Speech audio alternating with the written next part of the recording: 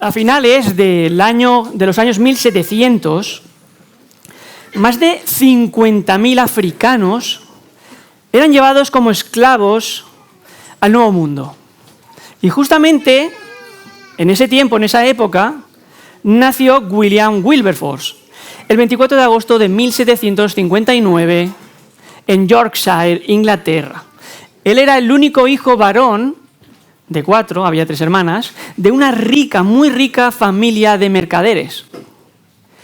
Cuando él tenía 9 años, su padre falleció y su madre enfermó gravemente, por lo que entonces él quedó a cargo de sus tíos, que eran cristianos y que produjeron en William un fuerte impacto. Pero 3 años después su madre mejoró su salud y él regresó a vivir con su madre. Y el interés que William tenía por las cosas del Señor se diluyó viviendo entre los lujos y la opulencia y la riqueza de su familia. Luego él fue a la universidad, a Cambridge, y allí se codeó con lo más alto de la élite de la sociedad británica. Y todo lo que el joven William quería a esa edad era un asiento en el Parlamento británico. Quería ser importante.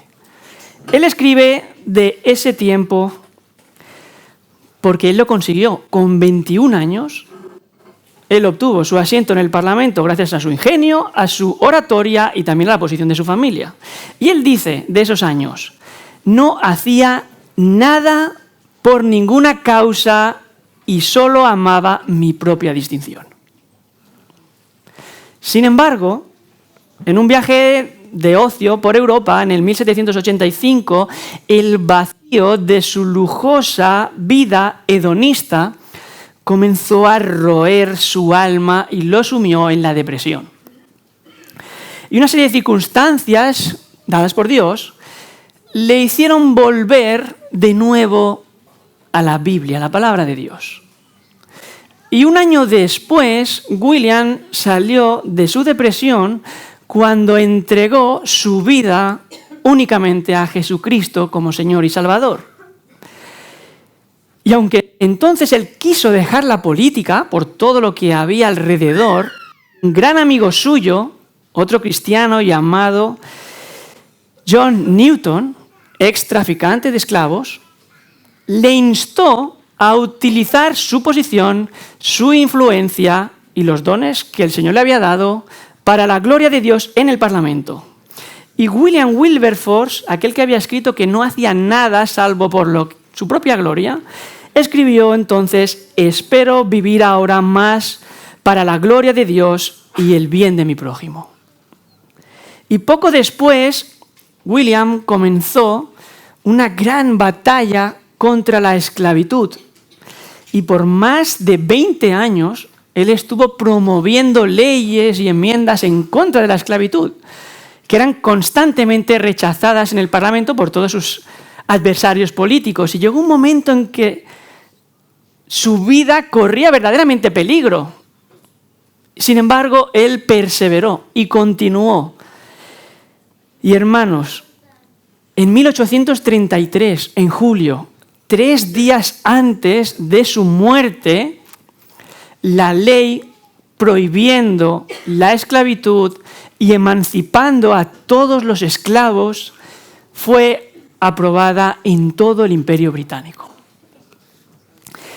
El amor a Cristo de William Wilberforce se manifestó en sus acciones y en sus hechos, en el amor por su prójimo, en el amor por esos esclavos africanos oprimidos.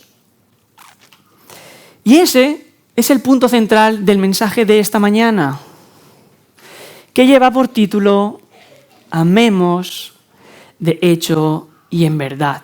Y vamos a ir a la palabra, a 1 de Juan capítulo 3, y vamos a leer el versículo del 11 al 18.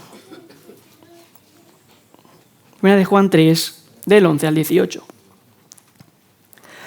Porque este es el mensaje que habéis oído desde el principio, que nos amemos unos a otros. No como Caín, que era del maligno y mató a su hermano. ¿Y por qué causa le mató? Porque sus obras eran malas y las de su hermano justas. Hermanos míos, no os extrañéis si el mundo os aborrece. Nosotros sabemos que hemos pasado de muerte a vida en que amamos a los hermanos. El que no ama a su hermano permanece en muerte. Todo aquel que aborrece a su hermano es homicida, y sabéis que ningún homicida tiene vida eterna permanente en él. En esto hemos conocido el amor, en que Él puso su vida por nosotros. También nosotros debemos poner nuestras vidas por los hermanos. Pero el que tiene bienes de este mundo y ve a su hermano tener necesidad y cierra contra él su corazón, ¿cómo mora el amor de Dios en él? Hijitos míos, no amemos de palabra ni de lengua, sino de hecho y en verdad. Vamos a orar. Amado Padre Celestial, Señor de todas las cosas, te damos, Señor, las gracias por tu amor, por tu misericordia, porque tú nos miraste y tu gracia nos alcanzó. Cuando no lo merecíamos, Señor, cuando éramos rebeldes y desobedientes, y tu Hijo vino a ocupar nuestro lugar en aquel madero y cargar con nuestra culpa para salvarnos a nosotros. Señor, te rogamos que en esta mañana tú quieras hablar alto y claro a tu iglesia, a tu pueblo. Señor, que podamos escuchar tu voz. Padre, te pido que me guíes por medio de tu Espíritu para que sea tu palabra fiel, clara, sencilla, y que nos des a todos oídos para oír, ojos para ver y un corazón dispuesto para escuchar y para poner en práctica, Señor. También te ruego por aquellos que no te conocen, Señor. Oh Padre, abre su corazón, quita la piedra y pon un corazón de carne para que puedan conocerte, para que puedan verte, para que puedan escucharte, para que puedan amarte y para que puedan servirte y vivan una vida con propósito, una vida para tu gloria, Señor. Y te lo pido en el nombre precioso de Cristo, nuestro Señor y Salvador. Amén. Estamos de vuelta a Primera de Juan, siguiendo una serie. Y a lo largo de esta carta, el apóstol nos llama a todos los cristianos a la reflexión para que examinemos si somos hijos de Dios y para que así tengamos certeza de si hemos recibido o no el maravilloso regalo de la salvación, la vida eterna. Ese es el principal propósito de la carta, que podamos asegurarnos de que somos hijos de Dios. ¿Y cómo lo hace Juan? Él va exponiendo a lo largo de toda la carta una serie de marcas o de señales características de todo cristiano, y él enfatiza que debemos examinar lo que hacemos y no lo que decimos. Lo que profesas con tu boca no es señal ni garantía ninguna de nada, pero lo que practicas con tu vida, lo que estás viviendo, el fruto que tú estás dando, eso sí que es señal, porque por sus frutos los conoceréis, dijo el Señor. Y permíteme enfatizar una cosa. Juan no está enseñando que hacer algo te convierte en cristiano. No, no es eso.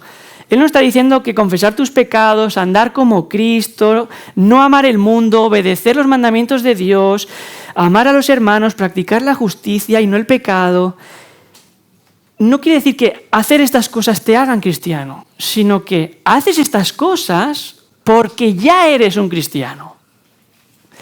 Entonces, si estás en esta mañana aquí intentando hacer las paces con Dios por medio de lo que tú haces y de tus obras, te ruego que pares y que dejes de hacerlo, porque no puedes ser salvo por tus obras. La salvación no puedes ganarla, la recibes por la gracia de Dios. Entonces, en los primeros versículos de esta carta, en el capítulo 3, que es el contexto de nuestro pasaje de esta mañana, Juan está explicando que Dios ha derramado su amor sobre sus hijos para acercarlos hacia sí. Y él está diciendo: cristianos, no os extrañéis si no os conoce el mundo. El mundo no os conoce. Pero tranquilos, que Dios sí que os conoce. El mundo rechaza a los cristianos, pero Dios nos ama y nos cuida de forma maravillosa como buen padre que Él es. Y eso, hermanos, es muy alentador, especialmente cuando estamos pasando por hostilidad, por persecución, por tribulación, por pruebas, por sacrificios. ¿Cómo les pasaba a estos cristianos que reciben la carta de Juan en el primer siglo? En esos momentos, ellos, y también nosotros, porque somos cristianos, en esos momentos difíciles es cuando debemos recordar más que nunca que el Señor conoce a los que son suyos. Dios nunca se ha olvidado de ti. Y eso es de mucho consuelo en esos momentos. Y Pablo, encarcelado y a punto de morir, al final de su vida le escribe a Timoteo: el fundamento de Dios permanece firme, teniendo este sello: conoce el Señor a los que son suyos. 2 Timoteo 2:19. Sí, nuestro Dios omnisciente sabe todas las cosas, Él conoce a los que son suyos. El punto es, ¿lo sabes tú? ¿Sabes tú si eres del Señor? ¿Estás seguro de que le perteneces? ¿Puedes llamar con confianza a Dios Padre, Abba? Juan está convencido de que todo cristiano puede hacerlo, debe tener esa seguridad. No es arrogancia, no es vanidad, no es orgullo, es una verdad bíblica. Sabemos que hemos pasado de muerte a vida, escribe en el versículo 14. Y para que tengamos ayuda y podamos tener esa confianza, Juan nos ha dicho que nos examinemos respecto al pecado y respecto a la justicia. ¿Por qué? Porque, hermanos, los hijos de Dios luchan contra el pecado, practican la justicia y aman a su hermano. 3 grandes marcas. Y los que no son hijos de Dios practican el pecado, son rebeldes y desobedientes y se aman a sí mismos. 3 marcas también. En esto se manifiestan los hijos de Dios y los hijos del diablo. Todo aquel que no hace justicia y que no ama a su hermano no es de Dios. Versículo 10. Y este versículo 10 enlaza con nuestro pasaje en esta mañana, introduciendo la tercera marca o señal característica de todo cristiano, que es el amor. Sin embargo, ahora Juan va más allá, va más profundo de la práctica externa. Ahora Juan apunta a la motivación que hay detrás de nuestra conducta. Es en el interior del hombre donde encontramos esta marca indispensable para todo cristiano, que es el amor. ¿Y cómo lo vemos? ¿Cómo lo podemos reconocer? Pues por las acciones y los hechos en los que este amor se manifiesta. Por eso el sermón esta mañana tiene 2 puntos. Primero, el cristiano y el amor, versículos del 11 al 15. Y segundo, el amor en acción, versículos del 16 al 18. Y vamos al primer punto, el cristiano y el amor. Versículo 11. Este es el mensaje que habéis oído desde el principio, que nos amemos unos a otros. Y vemos que Juan está repitiendo algo que ya había dicho antes, en el capítulo 2, versículo 7, que nos amemos unos a otros. Y no solamente ha dicho eso, él ha dicho también el por qué debemos hacerlo. Versículos 10 y 11. El que ama a su hermano permanece en la luz y en él no hay tropiezo. Pero el que aborrece a su hermano está en tinieblas y anda en tinieblas y no sabe a dónde va porque las tinieblas han cegado sus ojos. Entonces, ¿por qué lo vuelve a repetir de nuevo? Primero, lo repite porque es muy importante. Repetir para un judío significaba enfatizar algo. Recordar cómo el Señor Jesucristo decía, en verdad os digo, y decía algo. Eso algo que decía después es porque era importante, debemos memorizarlo, debemos recordarlo. El amor, hermanos, es la característica más reconocible e imprescindible de todo cristiano. Es decir, tú no puedes ser cristiano sin amar. Y esa verdad la vemos a lo largo de todo el Nuevo Testamento. Pero acerca del amor fraternal no tenéis necesidad de que os escriba, porque vosotros mismos habéis aprendido de Dios que os améis unos a otros. 1 Tesalonicenses 4:9. Habiendo purificado vuestras almas por la obediencia a la verdad mediante el Espíritu, para el amor fraternal no fingido, amaos unos a otros entrañablemente de corazón puro. 1 Pedro 1:22. Y las palabras del Señor: un mandamiento nuevo os doy, que os améis unos a otros como yo os he amado, que también os améis los unos a los otros, porque en esto conocerán todos que sois mis discípulos, si tuvierais amor los unos por los otros. Primero, lo repite porque es muy importante, y segundo, lo repite porque al ser tan importante debemos memorizarlo. Y para ello nada mejor que repetirlo una y otra vez. Y pensar que para personas que estaban acostumbradas a aprender mediante oír, que le repitieran una y otra vez lo importante era vital, porque ellos no sabían leer y escribir, casi nadie. Entonces, que les repitieran una y otra vez estas cosas era esencial para su memorización. Juan sabía esto y por eso lo repite, para que lo memoricen y que luego lo pongan en práctica. La repetición es un gran método para aprender. Todos los que somos padres y todos los que son profesores lo saben. Porque ¿cuántas veces hay que repetirle a tu hijo que no salte en la cama, que no coma en el sofá, que recoja su habitación? Muchas veces.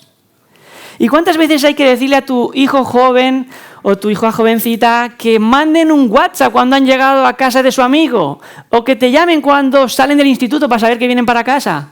Muchas veces. ¿Cuántas veces los pastores tienen que recordar ciertas cosas? Muchas veces. Y tercero, Juan lo repite porque se puede disimular y se puede aparentar una práctica de justicia externa. Los fariseos lo hacían. Puedes ir a la iglesia con tu Biblia bajo el brazo y hablar como un cristiano y parecer un cristiano y cantar y orar y participar en algún ministerio. Sí, pero el amor de Dios por tu prójimo, eso no lo puedes simular. Eso no puedes fingirlo. O está o no está. Hermanos, el mandamiento es amarnos los unos a los otros. Ama a tu hermano, ama a tu prójimo y ama a tu enemigo. Recordad las palabras del Señor en el Sermón del Monte. Pero yo os digo, amad a vuestros enemigos, bendecid a los que os maldicen, haced el bien a los que os aborrecen y orad por los que os ultrajan y os persiguen. Porque si amáis solo a los que os aman, ¿qué recompensa tendréis? ¿No hacen también lo mismo los publicanos? Y si saludáis a vuestros hermanos solamente, ¿qué hacéis de más? ¿No hacen eso también los gentiles? Sed pues vosotros perfectos, así como vuestro Padre que está en los cielos es perfecto. Y si tú ahora estás pensando que en realidad eso es imposible, permíteme recordarte que hay quien sí que lo hizo. Jesús, Él sí amó así. Por eso la exhortación a que amemos a nuestro prójimo, a nuestro enemigo, viene después de recordarnos quiénes somos, porque podemos hacerlo porque somos hijos de Dios. Y porque el amor de Dios está en nosotros, ahora nosotros podemos amar a nuestro prójimo. Porque Él nos amó a nosotros primero. El amor que Dios nos manda tener unos por otros, no podemos producirlo, no está en nosotros. Lo tenemos que recibir de Dios. Entonces, Dios no solo nos manda amar a nuestro prójimo, sino que nos capacita para que podamos hacerlo. Y por eso es esta marca tan importante. Porque no podemos hacerla si Dios no nos ha amado a nosotros primero. Porque el amor de Dios ha sido derramado en nuestros corazones por el Espíritu Santo que nos ha sido dado, dice Romanos 5:5. Y hermanos, es verdad que hay personas que son difíciles de amar. Pero recuerda cómo Dios te ha amado a ti y te sigue amando a ti a pesar de cómo tú eres. El amor de Dios te alcanzó cuando eras alguien que se amaba a sí mismo y te ha transformado para que ahora seas un instrumento en sus manos y poder reflejar y dar el amor que Dios te ha dado a ti, a tu prójimo. Ahí está la evidencia de que tú eres un verdadero discípulo de Cristo, un hijo de Dios, en que ames a tu prójimo. ¿Y por qué Juan nos exhorta a amarnos unos a otros? Porque si hemos recibido el amor de Dios, debemos ponerlo en práctica y ser coherentes en nuestra forma de vivir con lo que profesamos y con la naturaleza que Dios nos ha dado. Juan nos está estimulando a llevar más fruto y obedecer a Dios para que tengamos más gozo. Imaginad que tenéis en el jardín de vuestra casa un arbolito y ese arbolito ya da buenos frutos.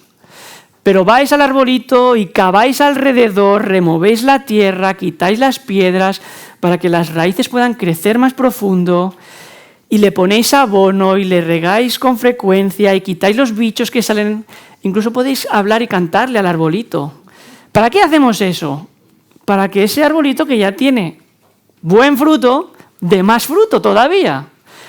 Eso es lo que pretende Juan con la exhortación, que abundemos y que demos más fruto para la gloria de Dios. Entonces el propósito de Juan con la exhortación no es que los que no aman al prójimo empiecen a amar al prójimo, porque es que no pueden hacerlo. La exhortación es para que el que ha sido alcanzado por el amor de Dios y ya lo tiene, lo manifieste y lo extienda a su prójimo, demostrando que es un hijo de Dios. Y justo después de enfatizar el mandamiento y exhortarnos a amarnos los unos a los otros, a ponerlo en práctica, Juan introduce el contraste con aquel que no es hijo de Dios. Fijaos, versículo 12. No como Caín, que era del maligno y mató a su hermano. ¿Y por qué causa le mató? Porque sus obras eran malas y las de su hermano justas. Caín es el ejemplo personificado de todo aquel que no es hijo de Dios. Caín era del maligno, dice Juan. Y la palabra que utiliza, foneros, denota maldad decidida, agresiva y ferviente que se opone activamente a todo lo que es bueno. Su significado se extiende más allá del básico concepto del mal o corrupción hasta incluir un tipo de pecaminosidad perversa que destruye y arruina a otras personas. Juan está utilizando esta palabra en concreto, que es la misma que utiliza en versículo 2, capítulo 13, 14, para referirse al diablo, al maligno. ¿Y por qué pone entonces Juan a Caín como ejemplo del maligno?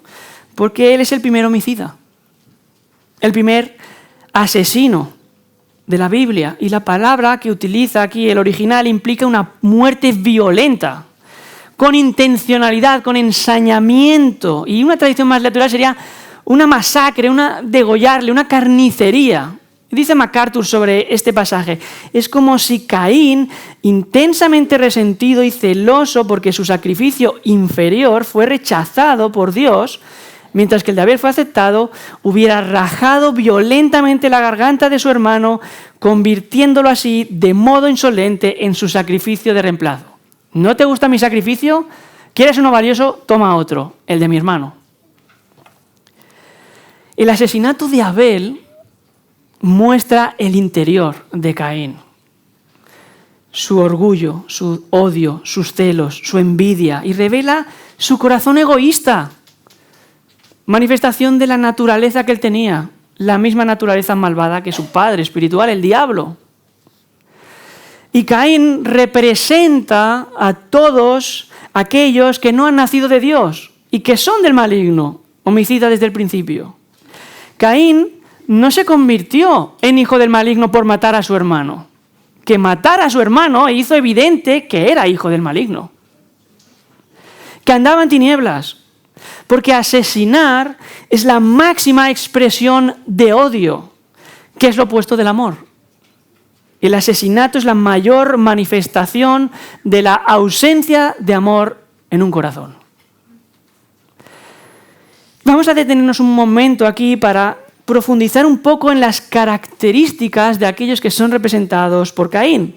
Los que no han recibido el amor de Dios porque rechazan la verdad del Evangelio, no creen en Jesucristo y no permanecen en vida, sino en muerte.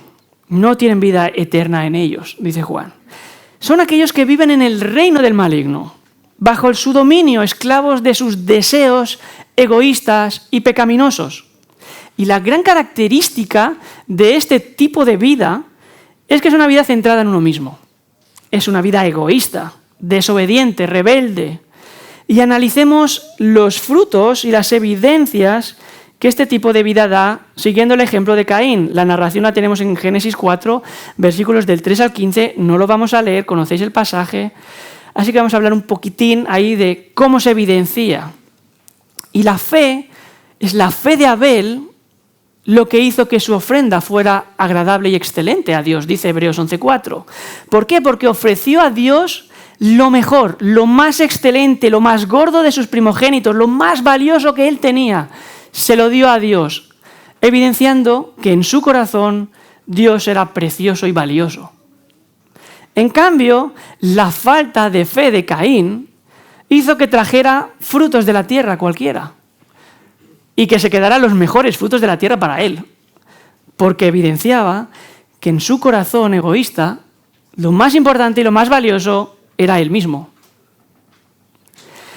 Y que Dios rechazara la ofrenda de Caín y aceptara la de Abel hizo que su semblante decayera y que se ensañara en gran manera, llenándose de ira. ¿Y cuál es el motivo? Su orgullo. Y después, rechazando la advertencia de Dios de que el pecado está a la puerta y busca enseñorearse de ti, permitió que su orgulloso corazón se llenara de resentimiento y de envidia y de celos y le llevaran al odio, y ese odio se manifestara asesinando a su hermano pequeño, al que debía cuidar, proteger y amar. Y aunque Caín trató de ocultarse y esconderse de Dios, no pudo. Y su mentira para tapar su maldad y su pecado fue inútil y ridícula delante del Dios que sabe todas las cosas. Y su pecado, sin arrepentimiento, le acarreó maldición y separación para siempre de Dios. Este es el triste ejemplo y la seria advertencia que la palabra de Dios da a todo aquel que vive como Caín, centrado en sí mismo, desobediente a Dios y dominado por su pecado. Medita en esta mañana sobre el aviso que Dios te está dando, porque no podrás esconderte de Él. Tarde o temprano su juicio te va a alcanzar y tus excusas van a ser tan ridículas y tan inútiles como las de Caín. Vas a recibir la justa paga de tu pecado, que es la muerte y la separación eterna de Dios, arrojado en un lugar de tormento y de sufrimiento sin final, para siempre. Entonces, si Dios ha abierto tus ojos en esta mañana y te ves a ti mismo viviendo como Caín y teniendo un corazón orgulloso y egoísta como el suyo, te ruego que clames al Señor por su misericordia, por su gracia y por su perdón, y mientras puedes, vayas a Cristo ahora, hoy. No esperes más, porque ¿estás seguro que mañana vas a poder ir? Está determinado para todos los hombres la muerte y después el juicio. Hebreos 9:27. Hermanos, la Biblia establece dos grandes grupos, no tres, dos: los hijos de Dios y los que no son hijos de Dios. No hay ningún tercero. Está el que tiene la naturaleza de Dios y el que no la tiene. No hay más. Por eso es tan importante que reflexiones en esta mañana a qué familia tú perteneces. Porque este mismo espíritu maligno sigue operando en el mundo hoy en día, en todos aquellos que no son cristianos, que son personas egoístas, egocéntricas, que viven para sí y que odian y que envidian a todos aquellos que tienen algo que ellos quieren y que no tienen.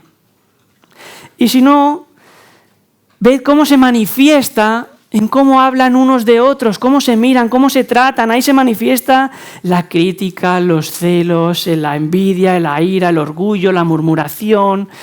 Hermanos, los cristianos no podemos comportarnos de esta forma. Estamos deshonrando a Dios, estamos pecando. Tampoco deberíamos juzgarlos y condenarlos, sino tener misericordia y apiadarnos de ellos, porque siguen en tinieblas, porque el amor de Dios no les ha alcanzado. Están sin vida espiritual, están muertos en sus delitos y pecados, igual que todos nosotros antes de ser transformados por Dios. ¿O acaso no es cierto que todos nosotros éramos así antes de que el amor de Dios nos alcanzara de forma maravillosa y recibiéramos el perdón, la gracia y la misericordia de Dios, sin merecerlo? Si tú eres hijo de Dios, ama a tu prójimo, porque Dios te ha transformado en una nueva criatura y te ha capacitado ahora para que puedas amar a tu prójimo. En cambio, los incrédulos no pueden. Ellos no pueden amar a su prójimo. Son egoístas porque su naturaleza es egoísta. Versículo 13, hermanos míos, no os extrañéis porque el mundo os aborrece. Juan ha ilustrado el ejemplo de Caín. En ese ejemplo, la actitud de los hijos del diablo hacia los hijos de Dios. Es una actitud de odio y de aborrecimiento. A pesar de que los cristianos amamos a nuestro prójimo y buscamos activamente hacer el bien a nuestros hermanos, a nuestro prójimo, el mundo nos odia. El mundo nos detesta, nos aborrece, nos rechaza. Dejad de asombraros, dice Juan.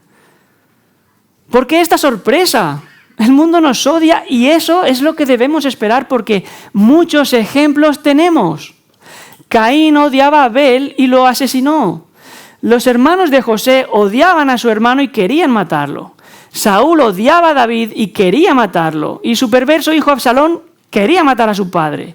Los malvados reyes Acab y Jezabel odiaban a Elías y querían matarlo.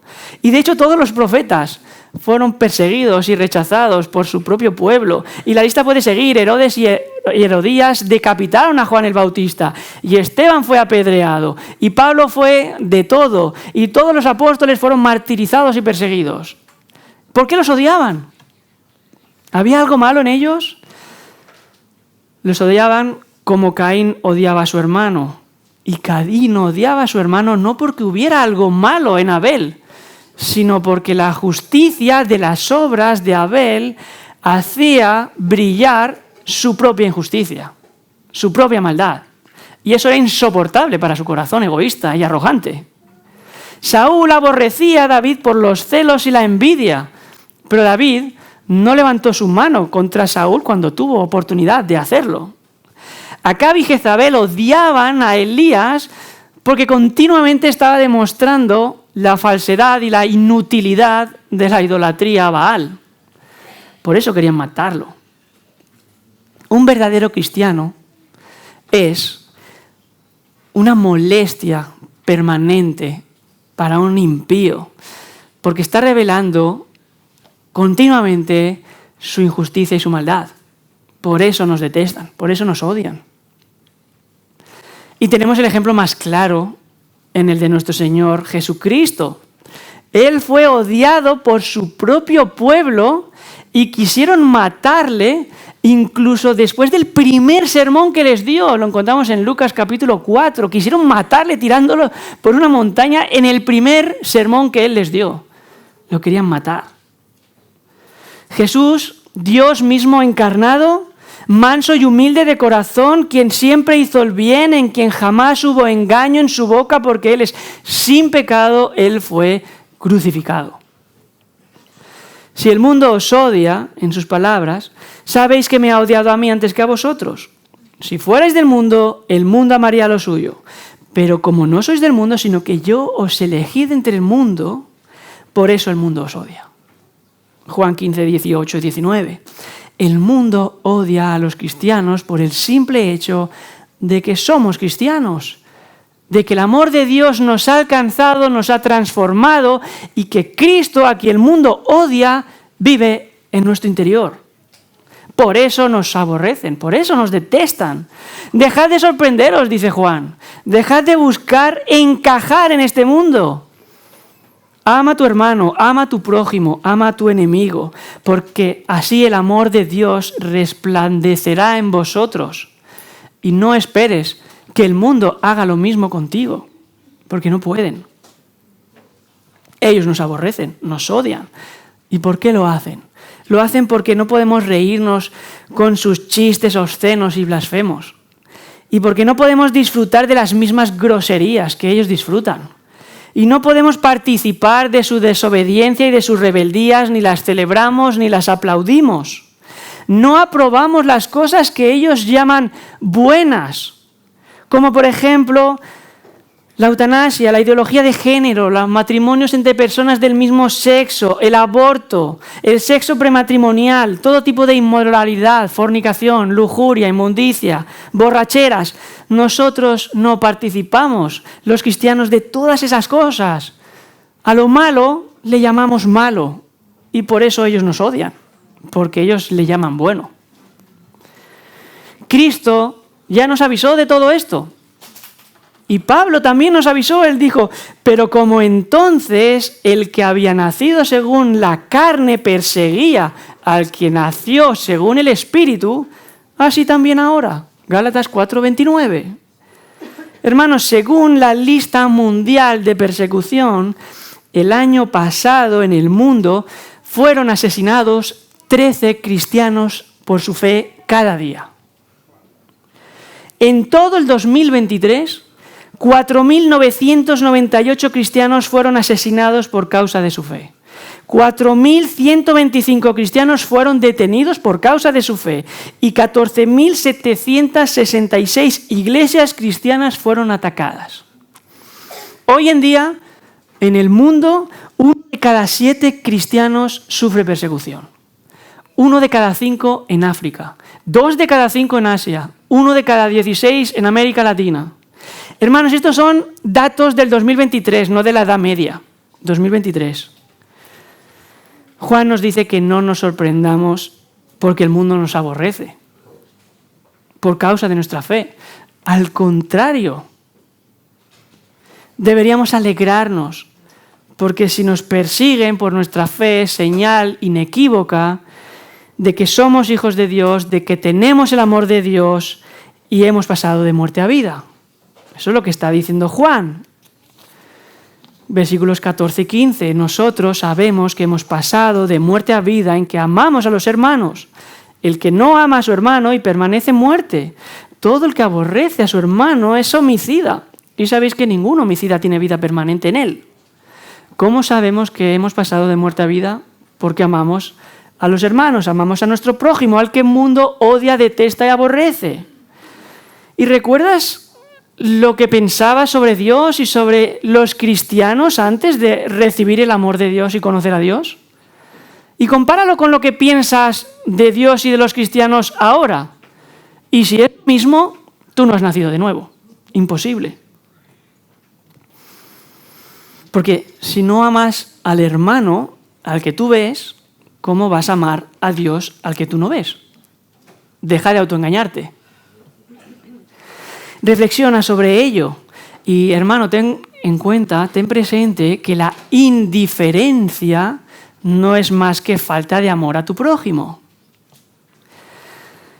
Ignorar a alguien está muy lejos de amar a alguien. Así pues, te pregunto en esta mañana, Dios te pregunta en su palabra, ¿has pasado de muerte a vida?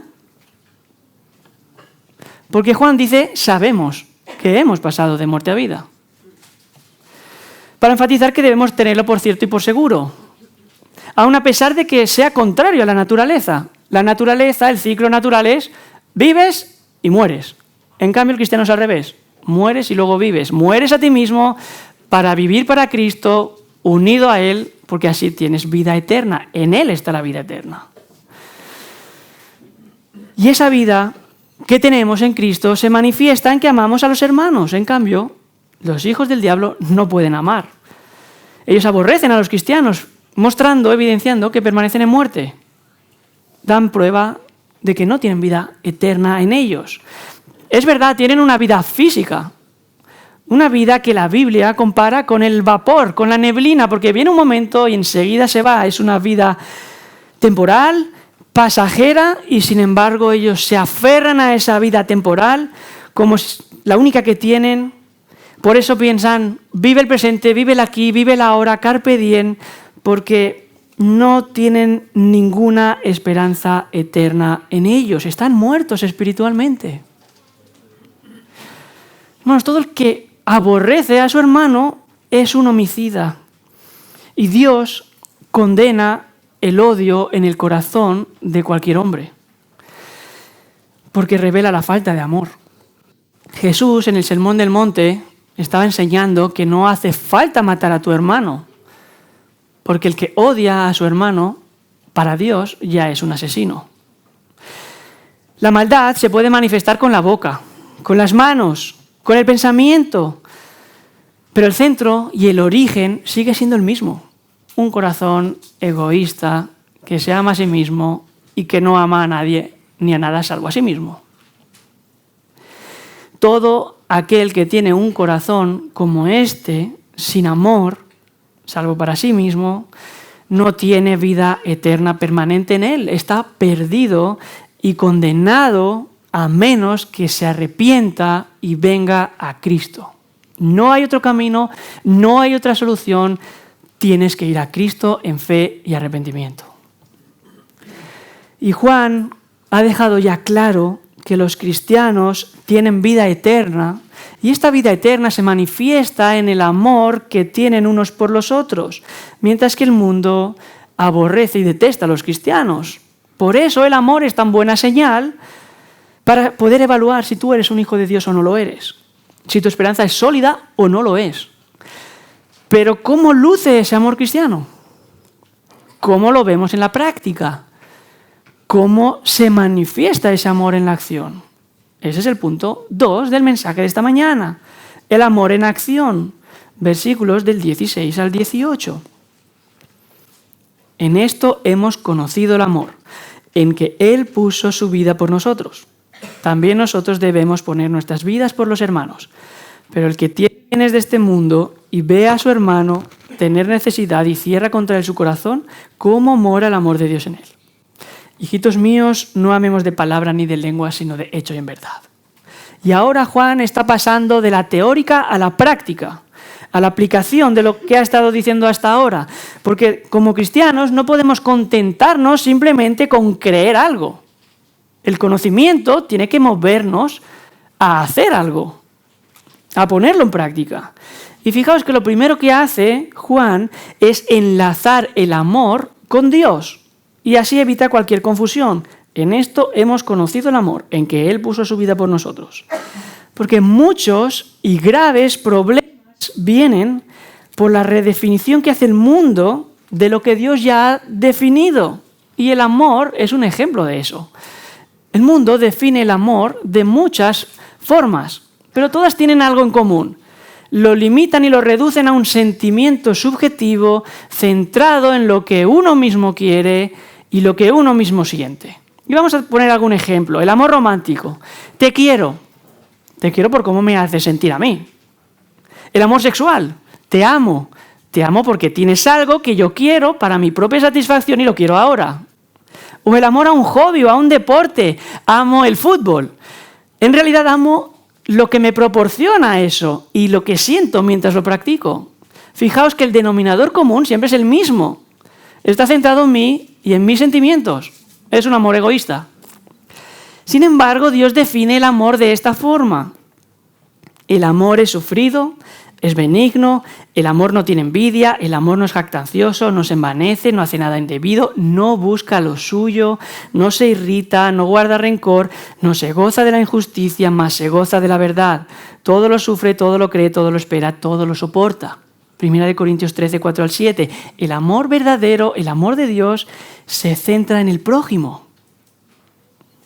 Juan sintetiza y concentra el amor de Dios en el ejemplo supremo y perfecto del Señor Jesucristo.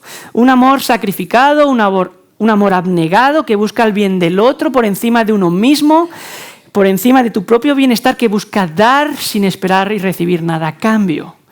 Qué insuperable, qué maravilloso, qué grandioso es este amor de Dios. Hermanos, Cristo no tenía ningún problema. El problema lo teníamos nosotros, que estábamos irremediablemente perdidos. Pero Cristo, siendo Dios, se hizo hombre para representarnos, sustituirnos y salvarnos. Cristo, siendo Señor y Rey, se hizo siervo para recogernos. Cristo, siendo rico, se hizo pobre para que nosotros seamos ricos espirituales. Cristo, siendo santo, se hizo pecado para llevar nuestra culpa y que no seamos nosotros condenados. Cristo, siendo justo y obediente, se hizo maldición para quitar la maldición de nosotros y que ahora podamos recibir la bendición y la comunión de Dios. El Hijo de Dios, la segunda persona de la Trinidad, lo dio todo para salvarnos, y lo hizo voluntariamente, sin esperar recibir nada a cambio. Jesucristo se hizo hombre y puso su vida por nosotros los cristianos, los hijos de Dios. Por eso me ama el Padre, porque yo pongo mi vida para volverla a tomar. Nadie me la quita, sino que yo de mí mismo la pongo. Tengo poder para ponerla y tengo poder para volverla a tomar. Este mandamiento recibí de mi Padre. Entonces, en base a la luz de todo esto, ¿cuál debería ser la respuesta de un cristiano, de un creyente? También nosotros debemos poner nuestra vida por los hermanos. Y la palabra debemos o feiló implica una responsabilidad moral. Tenemos la obligación delante de Dios de hacerlo. Ningún cristiano puede excusarse en que no puede hacerlo, porque Dios ya le ha dado su amor. Primera de Juan 3, versículo 1. Para que lo haga. Y tampoco puede excusarse en que no sabe cómo hacerlo, porque ya tenemos el ejemplo perfecto de Cristo. Entonces, si tú eres un hijo de Dios, Dios te manda a tener una disposición amorosa a buscar el bien de tu hermano, de tu prójimo, por encima de tu comodidad, renunciando a lo que haga falta, como hizo Jesucristo. Iglesia, hermanos, el verdadero amor, el amor de Dios, no es un encaprichamiento, ni una atracción, por muy intensa que sea, sino un compromiso intencional por parte del cristiano en buscar el bien del otro. Y no tiene nada que ver con sentimientos caprichosos, subjetivos, que van y vienen y que cambian y que están y luego no están. Es un amor objetivo, duradero, y se traduce en acciones y en hechos. Ese es el amor de Dios. Jehová se manifestó a mí hace ya mucho tiempo diciendo: con amor eterno te he amado, por tanto te prolongué mi misericordia. Ese es el amor de Dios. Un amor que se traduce en acciones. El amor eterno de Dios por Jeremías se evidenció en que le prolongó su misericordia. Acciones, hechos. Y hermanos, lo vuelvo a repetir porque es muy importante. El amor verdadero, el amor de Dios es un compromiso. En el matrimonio, maridos, amad a vuestras esposas, como Cristo amó a su iglesia. Es un compromiso. No está basado en tus sentimientos, está basado en tu compromiso delante de Dios de amar como Cristo amó a su iglesia, a tu esposa. Y Cristo nunca deja de amar a su iglesia, nunca. Entonces, el amor según Dios implica renunciar a tus preferencias y a tu comodidad. Y es fácil amar a quien te ama a ti y a quien te gusta y a quien te hace el bien a ti, porque los fariseos lo hacían. Pero ¿y qué pasa con las personas que no te gustan? ¿Y qué pasa con los que no te tratan bien a ti? Dice Martin Lloyd-Jones, en realidad una parte esencial del amor es que se esfuerza en amar. El amor supera obstáculos y excusas y ve más allá de lo que no le gusta en el otro y lo minimiza para ver a la persona que está detrás.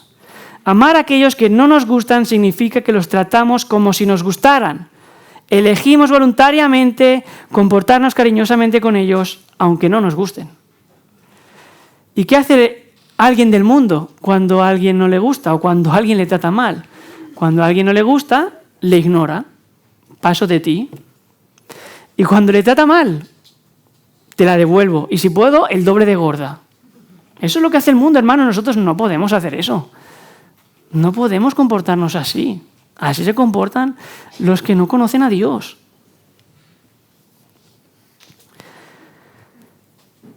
Hermanos, el amor cristiano mira más allá de lo que hay en el otro, más profundamente de lo que no le gusta en el otro y decide igualmente amarle, ayudarle en todo lo que pueda, porque es un compromiso. Entonces, pensar, sino ¿cómo Dios podría amarme a mí? Yo no tengo nada que Dios pueda amar. Y desde luego, yo no puedo darle nada a Dios para que me ame, porque todo es suyo. ¿Cómo Dios podría amarme si no? Entonces, hermanos, seamos justos, seamos honestos, seamos íntegros, seamos coherentes y no exijamos al prójimo lo que Dios no nos exige a nosotros. Dios te ha amado a ti a pesar de cómo tú eres. Y Dios te manda a ti, si eres cristiano, que ames a tu prójimo con el amor que Él ya te ha dado. Ámale. Porque si ves la necesidad de tu hermano y tienes con qué ayudarle, y esto es muy amplio, no se reduce solo a cosas materiales, puedes ayudar con tu tiempo, con tus dones, con tus habilidades, con tus recursos, con tu conocimiento, con tu atención o con tu empatía. Si puedes ayudar a tu hermano y decides ignorarlo y no hacerlo, ¿cómo el amor de Dios puede morar en ti? Y recordar las palabras del Señor. Venid, benditos de mi Padre, heredad del reino preparado para vosotros desde la fundación del mundo.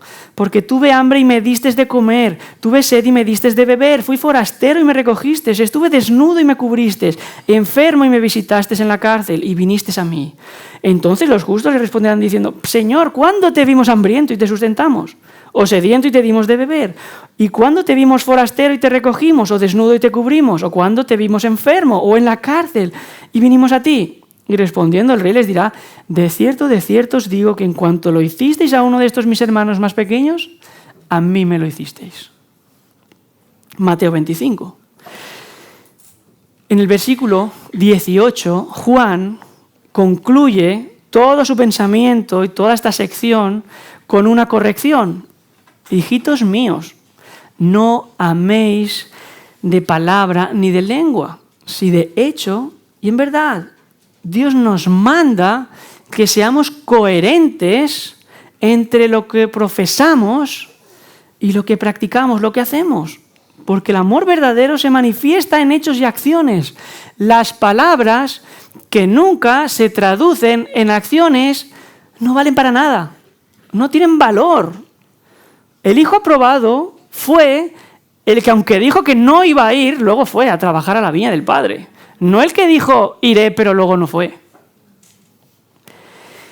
Y permitidme dar una última advertencia final respecto al amor, porque hay un gran peligro en quedarnos solamente con la teoría. Y qué fácil es pensar del amor en lugar de amar realmente. Qué fácil es estar en tu casa, tranquilo y cómodo, leyendo un buen libro sobre el amor de Dios y las obras de grandes misioneros como David Brainerd y como George Muller y como Hudson Taylor y como William Wilberforce, y salir al comedor y que tu hijo no te haga caso cuando le dices algo y meterle un grito.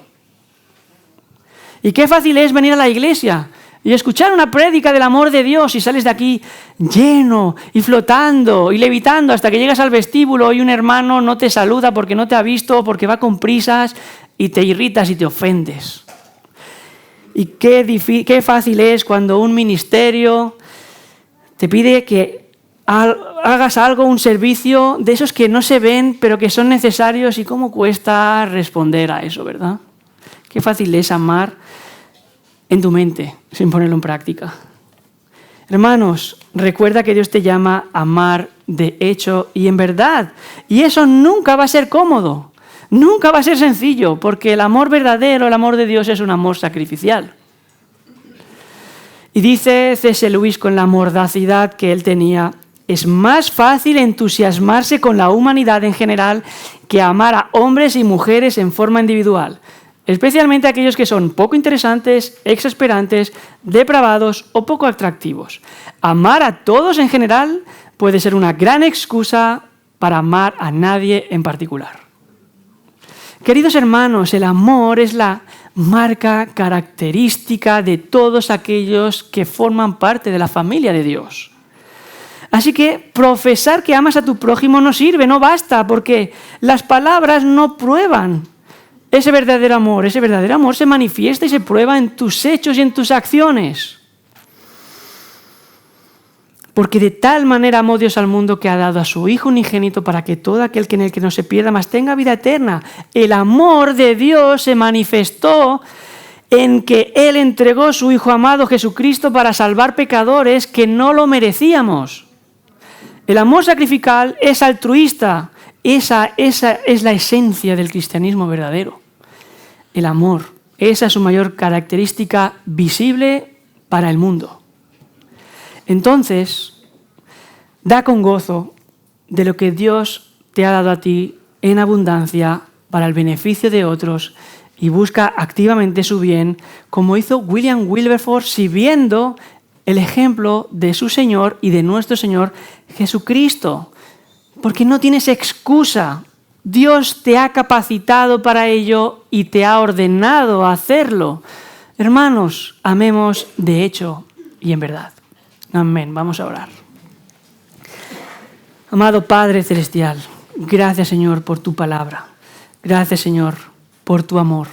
Gracias, Padre, por transformarnos cuando estábamos en nuestras rebeldías, en nuestro pecado, siendo egoístas, por cambiarnos, por poner tu Espíritu en nosotros, por darnos una nueva vida y por ayudarnos a poner en práctica tu mandamiento, Señor.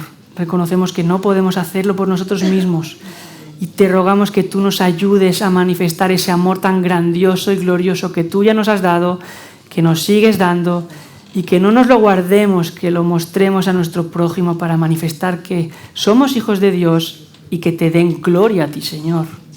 Padre, te ruego también que en esta mañana, si alguien aún no te conoce, si se ha visto con un corazón egoísta y duro como el de Caín y reconoce que su fin va a ser como el suyo, Señor, muévele a ir hacia ti, muévele a ir a Cristo en arrepentimiento y fe, para que pueda ser perdonado por tu gran gracia, Señor.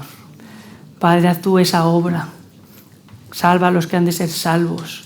Edifica tu iglesia y ayúdanos a vivir unas vidas que te agraden a ti, que te traigan gloria a tu nombre. Te lo pedimos en el nombre de Jesucristo, nuestro Señor. Amén. Amén.